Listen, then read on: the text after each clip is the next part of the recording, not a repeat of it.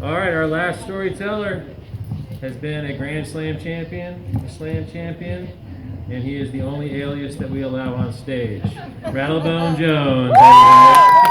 So while we were all locked up, I watched a lot of TV, and this is the first time I've ever told a story here without my blue suede shoes. So I saw this one show where like 1% of Earth just suddenly vanished and died, and everybody kind of went crazy. And so when we all came out, I thought you guys were going to be dressed differently.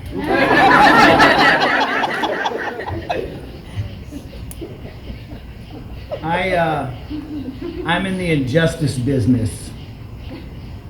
No one called us essential workers, but we never shut down during the madness. But if we're going to talk about the best thing ever in Memphis, Tennessee, I need to tell you guys about these ribs I had once. So I was down in our temple of injustice, known as 201 Poplar. 201. For those of you who don't know. I'm down there. It's Friday, it's late. All the judges are leaving. This guy walks up to me and he says, are you a lawyer? Yes. Can you help me out? Hope so. He says, I got a warrant. I got a warrant on Mrs. Court on a bullshit charge. I just got my life together. I got a good job. Things are going in the right direction. I can't just get picked up and fired and lose everything. I need some help.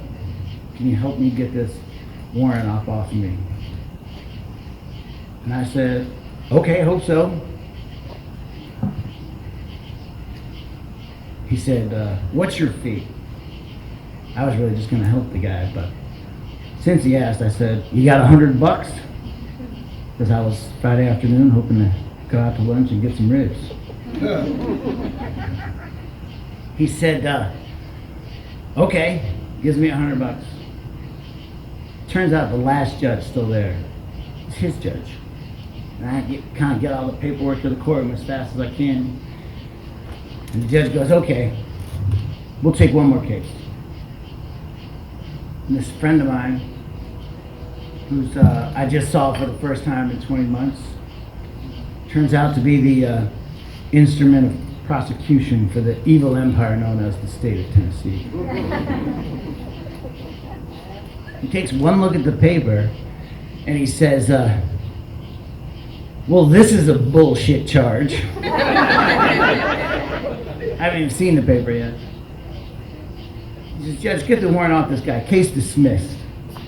I didn't do a damn thing. I didn't do a damn thing. The guy says to me, you're the greatest lawyer of all time. I insist that I give you another $100. I said, don't do it, man. You just got your life together.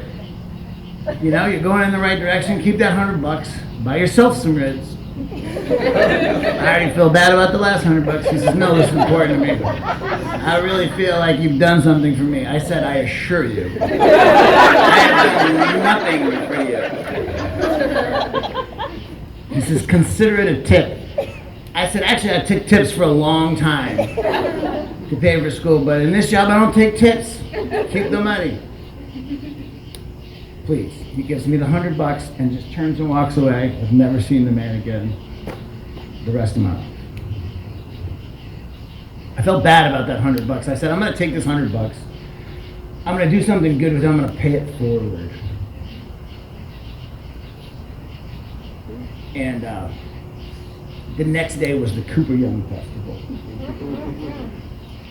I had a kid who was about 4 years old, 3 or 4 years old. I walk him down the street. We go to the festival. He jumps on the bouncies. He does the ring toss. He says, can I get some cotton candy, Dad? Yes. I'm going to spend this first $100 on him. He has lemonade. He has a big pretzel. is a snow cone. He goes back on the bouncy, he barfs. He says, I just barfed my cotton candy. Can I have some more to replace it? Yes. Lemonade, yes. Face. It's like pink and blue. So we do that for a while. And we turn to walk back up our street to Cooper Young, to our house in Cooper Young. And the last tent right in front of our street is the Blues Foundation. Criminally underappreciated organization in this city that is amazing. And I go, yeah, I want to give it to the Blues. And so I take the other $100 and I put it in the bucket, and I go to keep walking, and the lady goes, whoa, whoa, whoa. Don't you want to sign up to be a member? I didn't really want junk emails. I didn't want them to keep asking me for another $100. I was just trying to pay it forward to the Blues.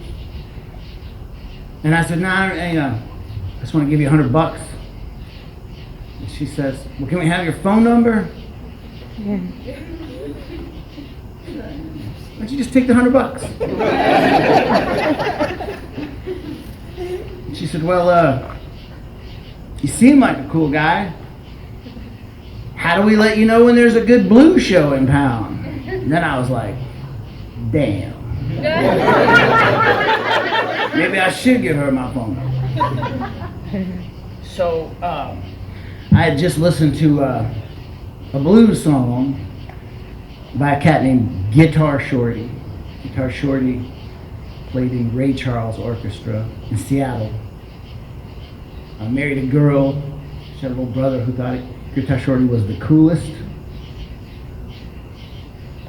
And so he taught the kid how to play guitar. The kid grew up to be Jimi Hendrix, right? And Guitar Shorty's still alive. He still comes to town, and he like hangs out at the Blues Foundation, and you can see him around town. Nobody knows who he is. But he's a badass. And he had this song that I had just listened to, and it said, I've been waiting to get you alone. I want to show you my RattleBone. Get busy. Come on.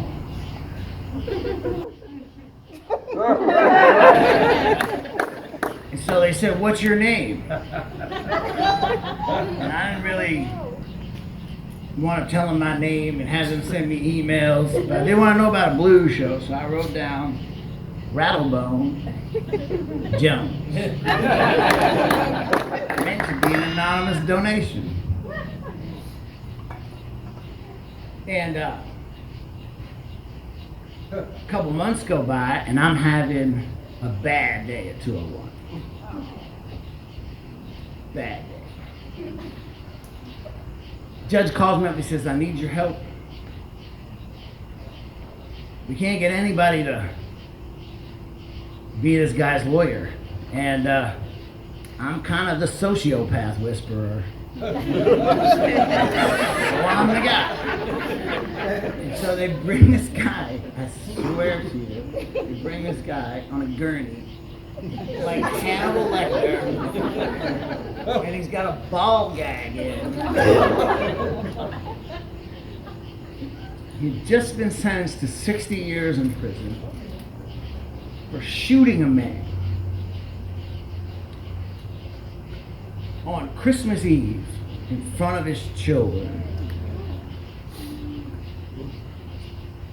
because he was trying to do a deal with a prostitute directly in front of their front door in a rough neighborhood. And the dad said, can you take that down a few doors? It's Christmas Eve. So the guy shot him, because that makes sense. They put him in the gurney because upon getting 60 years, he's freaked out and actually shit in his own hand and threw it at the guards. And will you take his case? And I assure you, no part of me wants to take the case. But somebody has to do it so the injustice system can keep moving. And I take the case. And the judge said, I said, I'll do it. And the judge says, well, we got one more for you. This guy over here is Robert. Robert was a homeless guy. He pushed on a cold night in an abandoned apartment complex, no doors. Robert walked in, tried to stay warm, and he pushed a refrigerator in an apartment with no furniture that nobody lived in, that had no doors, in front of the door so he'd have a safe place to sleep at night that might be kind of warm. Robert was arrested for burglary. Because clearly the reason he pushed that refrigerator towards the door was because he was trying to steal it and get it out the door. Right? It's the injustice business. Robert, it turns out, has AIDS and cancer, and chemo kills his AIDS medicine. If his AIDS medicine's not working, that kills his immune system, so he can't fight the cancer, and Robert's dying soon, and they want to send him off to a prison that has a hospital in Nashville, but that means Robert will never see his family again, and Robert wants to die just right here. I'm going to die anyway. I want to die when my family can see me and visit me. So we're going to have a fight about where Robert dies. He's having a bad day.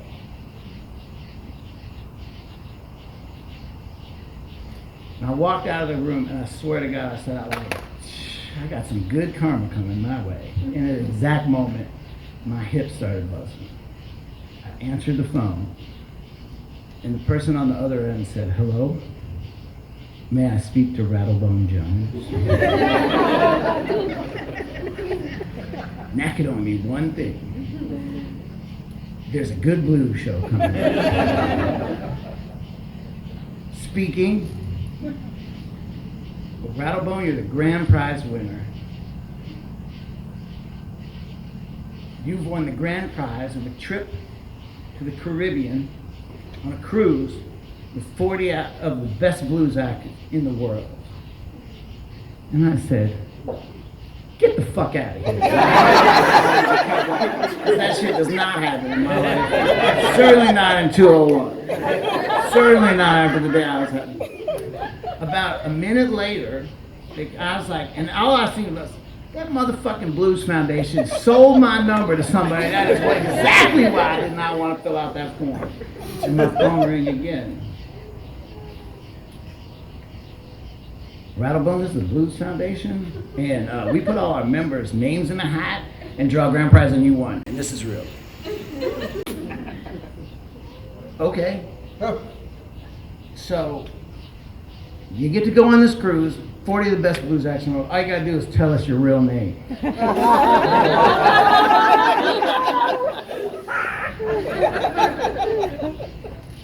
I said, see, the thing is, my real name's having a real bad day right now, and I don't want to be my real name. I want to be RattleBone Jones. And the guy said, I don't know if that's allowed. I said, find out. He called me back. About 10 minutes later, he called me back, and he said, I got good news. It's allowed. You can go as RattleBone Jones. And later that afternoon, I got an email from a friend of mine that said, is this a fucking joke? And I looked, and it said, attention Blues Foundation members, the grand prize winner is RattleBone Jones.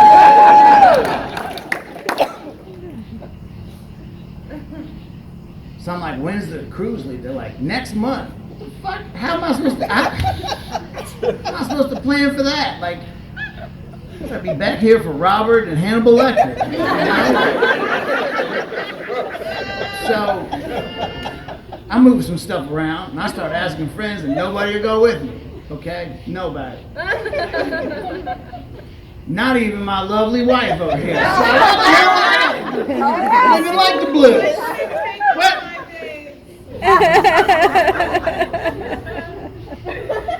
I would like to acknowledge someone here who is a hero of mine, sitting next to my wife, since we've been talking about injustice tonight.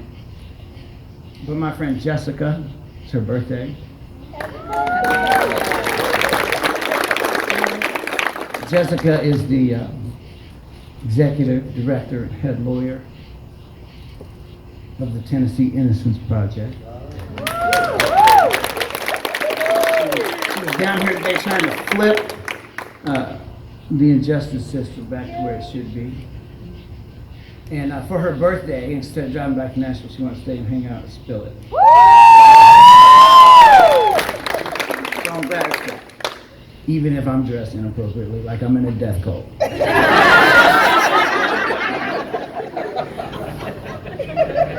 I can't find anybody to go on this cruise with me, and I eventually get the only person who has been my ride or die dog since his birth, my younger brother, a blues fan. And we go and we find ourselves in the island of Curacao, where people speak French. And every time I've ever been somewhere exotic with my brother, it's a Spanish-speaking country, and he speaks Spanish, and I don't, and I have to walk around like this dumbass, 3 feet behind him, while he makes jokes at my expense, you know, in gay bars, and tells people I'm like looking for a friend or whatever. Picking on me because he's probably overdue as little brother. But we're in Curacao and they speak French, and I speak French pretty good, you know. We go in the spice markets, we're having a great day, we're hanging out. And I'm making fun of him. I'm telling him he's the man from the government here to observe me. This is my one day out of the mental hospital. They have to let me out one day a month, and I came here to buy some spices. And the women are laughing and we're having fun. And I've been to the island of Aruba before, which is 7 or 8 miles away. They're very small islands. And in Aruba, everybody spoke like 5 languages: Papiamento, German, English, Spanish, Portuguese, you know, English, whatever. And just a few miles over Curacao, totally different. Dark-skinned people, like from a children's book about West Africa. Colorful garb, head wraps. It was a beautiful day in the spice markets. And one of the performers who's a fantastic, maybe the best blues man in the world. He's the son of Haitian band leader. He speaks French on the rare chances he gets, you know. It's cool. I'm in the market and there's amazing guys here speaking French. And we go walking back to the boat and we pass a rib shack. And up until that moment, the best ribs I've had in my life were actually on the island of Aruba on my honeymoon. And I was like, they make some pretty good ribs down here. Maybe we should get some ribs. And my brother said, you know, okay. And so this woman standing out in front of the rib shack, big woman, colorful everything, does not look like a Memphis rib cook, believe me. Not dirty, you know. And I look at her, she doesn't look like she's got any spices or smoke or anything on her, and I say to her, "You make good ribs here?" That's okay. We're outside, we got bugs. There were bugs in Curacao. I said, "You make good ribs here?" And she looked at me with such disgust, and she said, Child, you think I open a rib shack, don't know how to make good ribs? I got good ribs." It was kind of an asshole thing to ask somebody.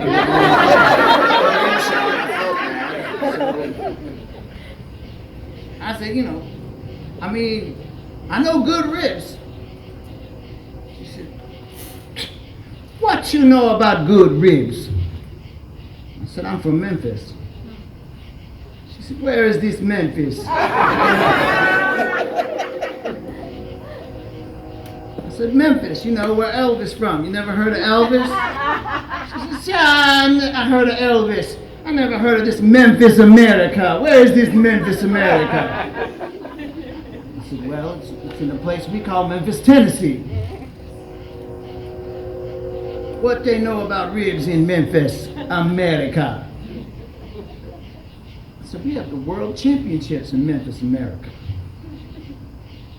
So when they make this Memphis, America? Like 1820? She goes, child!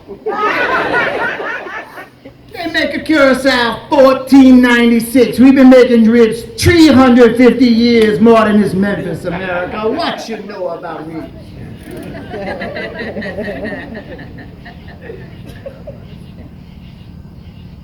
So I stayed and got some ribs.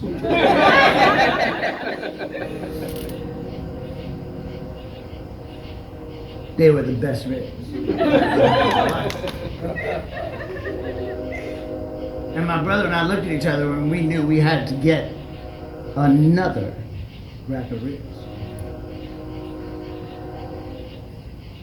And another one to take back on the boat.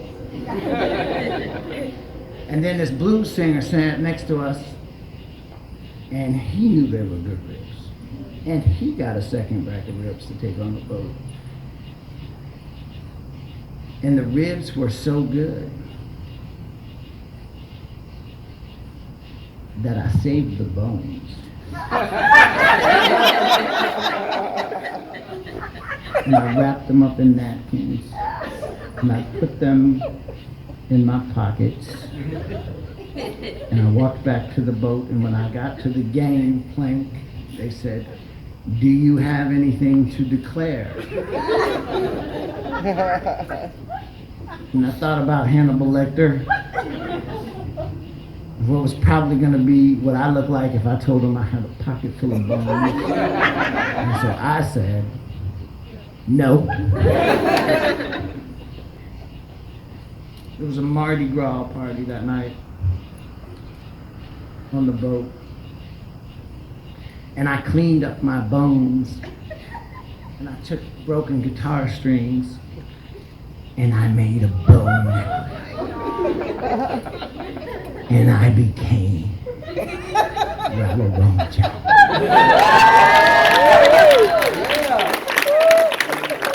And I went down to the theater department and I got a cloak and a Venetian mask and white gloves.